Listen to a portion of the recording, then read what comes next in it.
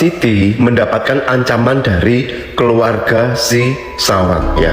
Jadi kronologinya Mbak Siti mendapatkan ancaman dari kakaknya si Sawang ya. Berawal dari Mbak Siti ingin menanyakan ya bagaimana tentang adiknya ini si Titinya ini ya. Jadi Mbak Siti itu bertanya kepada kakaknya si Sawang yang bernama Long ya. Pada waktu Mbak Siti menanyakan ya kepada Long tentang bagaimana ini adiknya kok nggak pernah diperhatikan ya, itu si Long marah ya.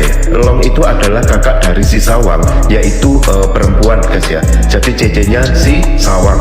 Dalam pengakuan Mbak Siti ya, si Long ini marah-marah kepada Mbak Siti dan mengancam Mbak Siti ya untuk mengembalikan uang serta gaji yang telah diberikan kepada Mbak Siti semuanya ya. Jadi si Long ini adalah kakaknya si Sawang, yaitu kakak perempuannya si Sawang, yaitu cecenya si Sawang ya. Menurut Mbak Siti itu hanya ingin menanyakan kenapa kok nggak diperhatikan si adiknya ini, kan termasuk keluarganya, bukan menanyakan soal uang. Malah si Longnya tersebut ya marah-marah dan mengancam Mbak Siti suruh mengembalikan gaji beserta uang yang telah diberikan kepada keluarganya si Long ini ya. Parah banget guys ya. Jadi mungkin keluarganya si Sawang ini malu ya, karena si Sawang kan berkebutuhan khusus. Udah nggak berterima kasih kepada Mbak Siti telah merawat si Sawang, malah mengancam seperti itu. Bagaimana menurut kalian guys? Siti menangis pilu Sawang harus dideportasi dan dikembalikan ke ibu kandung di Taiwan. Faisal So janjikan hal ini. Siti TKI Taiwan tak mau jika harus berpisah dengan anak majikannya, Sawang. 10 tahun bersama, Siti mantan TKI Taiwan itu sedih jika harus berpisah dengan Sawang.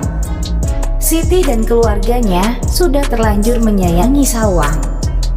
Dia akan berusaha agar anak disabilitas itu bisa menetap di Indonesia. Seperti diketahui, Sawang baru-baru ini dikabarkan akan dideportasi. Mau tak mau berdasarkan peraturan yang ada, Sawang harus dikeluarkan dari Indonesia. Jika Sawang dikembalikan ke Taiwan, itu artinya Siti harus berpisah dengan anak majikannya yang disabilitas itu. Padahal, Siti TKI selama ini sudah amat menyayangi Sawang hingga menganggapnya sebagai anak sendiri. Siti bahkan rela mengeluarkan uang 3 juta rupiah per bulan dari penghasilannya sendiri untuk biaya kebutuhan obat dan popok Sawang. Sedangkan sehari-harinya Siti hanya membuka warung sembako yang pendapatannya tidak seberapa. Kendati demikian, Siti tak pernah perhitungan. Bahkan anak-anak Siti pun juga tak mempermasalahkan. Keluarga Siti sangat menerima Sawang dan semua memperlakukannya dengan baik. Hingga suatu ketika, Siti mendapat kabar Sawang harus dideportasi ke negara asalnya. Kabar ini membuat Siti sedih. Namun di sisi lain juga senang karena akan ada kejelasan terkait nasib Sawang di negaranya. Ya, seperti yang diketahui, Sawang tak punya siapa-siapa di Taiwan. Ibu dan kakak kandungnya enggan merawat Sawang, sementara sang ayah satu-satunya keluarga yang menyayangi Sawang sudah meninggal dunia. Alasan itulah yang membuat Siti membawa anak majikannya ke Indonesia atas permintaan ayah Sawang.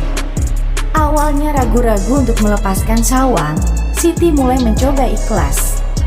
Sebab Faisal So akan menjamin kehidupan yang layak untuk Sawang nanti di Taiwan. Siti mengaku tak rela jika Sawang dikembalikan ke ibu kandungnya.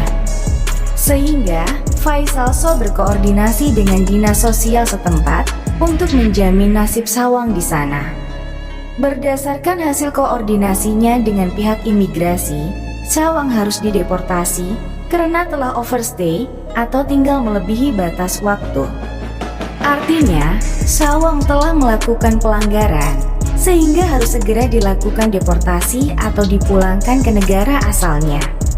Selama proses deportasi, Faisal So meminta agar Sawang tetap bisa dirawat oleh Siti.